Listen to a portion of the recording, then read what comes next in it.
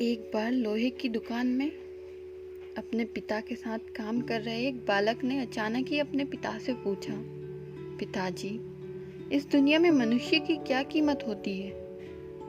पिताजी एक छोटे से बच्चे से ऐसे गंभीर सवाल सुनकर हैरान रह गए। फिर वे बोले, बेटे, एक मनुष्य की कीमत आंकना बहुत मुश्किल है, वो तो अनमोल है।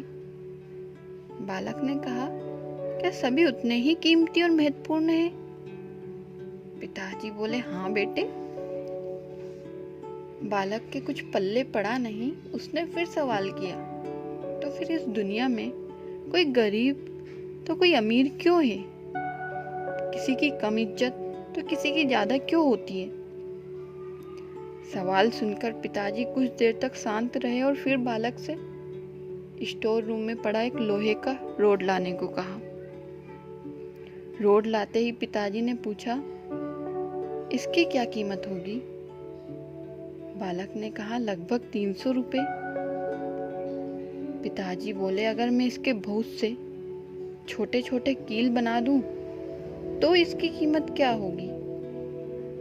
बालक कुछ देर सोचकर बोला, तब तो ये और महंगा बिकेगा, लगभग 1000 रुपए के। पिताजी ने फिर से पूछा, अगर मैं इस लोहे से घड़ी के बहुत सारे स्प्रिंग बना दूं तो?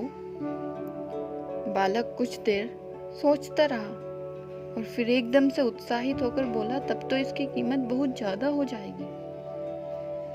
पिताजी उसे समझाते हुए बोले, ठीक इसी तरह मनुष्य की कीमत इसमें नहीं है कि अभी वो क्या है, बल्कि इसमें है कि वो अपने आप को क्या बना सकता है।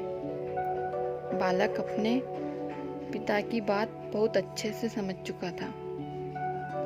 तो दोस्तों, हम अपने आप को मूल्यवान भी बना सकते हैं या फिर नीचे भी गिरा सकते हैं। तो आज से जो आपको बनना है उसकी तैयारी शुरू कर दें।